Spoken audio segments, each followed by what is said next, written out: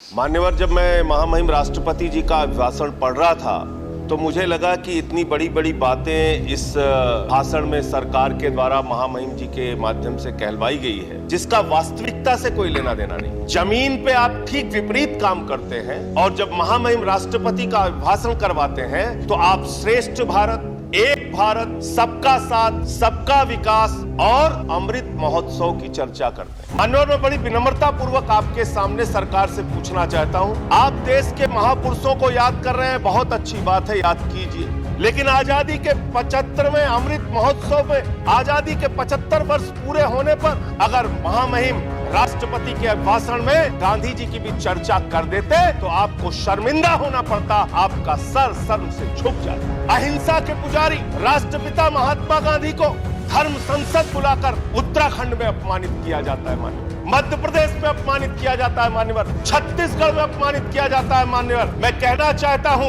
अगर ये सरकार गोडसे की विचारधारा पर चल रही है तो मुझे कुछ नहीं कहना, लेकिन अगर गांधी के प्रति जरा भी सम्मान है तो उन लोगों के खिलाफ मुकदमे दर्ज करके उनको जेल के सीखचों के पीछे डालना चाहिए। ये राष्ट्रद्रोह है मान्यवर, बापू का अपमान हो रहा है। दुनिया के किसी देश में चले जाइए, आप कहते हैं हम भारत से आए, लोग कहते हैं गांधी जी के देश से आए। उस महात्मा गांधी का अपमान इस देश में हो रहा है मान्यवर, आजादी के 75वें साल में, और सरकार खामोश, प्रधानमंत्री जी खामोश, कोई उसकी चर्चा नहीं करते, क्योंकि कहीं ना कहीं भारतीय जनता पार्टी जिस विचारधारा से आती है वो विचारधारा गोडसे को महिमा मंडित करने की विचारधारा है, गांधी के विपरीत काम करने वाली विचारधारा। दूसरी बात मान्यवर, सबका साथ सबका विकास का जिक्र किया गया। एक तरफ आप सबका साथ सबका विकास का जिक्र करते हैं, दूसरे तरफ आपके नेता उत्तर प्रदेश के मुख्यमंत्री कहते हैं, आदित्यनाथ जी भाषण देते हैं, यूपी का चुनाव 80 और 20 पर होगा, 80 और 20 पर होगा, 80 और 20 पर होगा। ये 80 और 20 क्या है? मैं आपसे पूछना चाहता हूं बड़ी विनम्रता पूर्वक,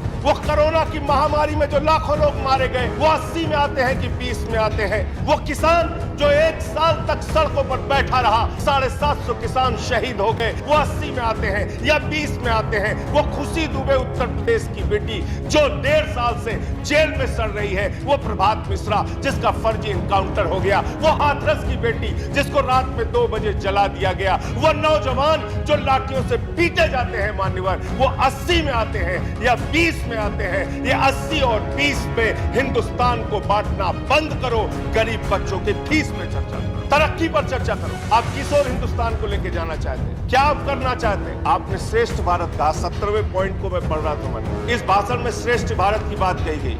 वो भारत श्रेष्ठ है, श्रेष्ठ था, श्रेष्ठ रहेगा, लेकिन उस श्रेष्ठ भारत को आप दिन रात पाकिस्तान से डराते हैं। बिहार का चुनाव होता है, पाकिस्तान से डराते हैं। यूपी का चुनाव होता है, पाकिस्तान से डराते हैं। पंजाब का चुनाव होता है, पाकिस्तान से डराते हैं। अरे पाकिस्तान से डराना बंद करो, हम 130 करोड़ हिंदुस्तानी हैं, हम किसी पाकिस्तान से नहीं डरते। अगर भाजपा के लोगों को डर लगता है तो चुनाव प्रचार में निकलना बंद कर दीजिए, लेकिन पाकिस्तान की चर्चा चुनाव में मत कीजिए। मान्यवर, किसानों का जिक्र आया, गरीब कल्याण योजना का जिक्र आया, आपने उसका बजट न्यूनतम कर दिया। इसका मतलब मार्च तक गरीबों को मुफ्त राशन मिलेगा, चुनाव खत्म, गरीब राशन की योजना खत्म। यह है आपकी योजना। हम सारे लोग श्रेष्ठ भारत को मानते हैं, भारत माता की जय लगाते हैं। भारत माता की जय तो तब होगी जब उस माँ के 130 करोड़ बच्चे, हिंदू हो, मुसलमान हो, सिख हो, ईसाई हो, अगड़ा हो, पिछड़ा हो, दलित हो, सवर्ण हो, जब सब खुशहाल रहेंगे,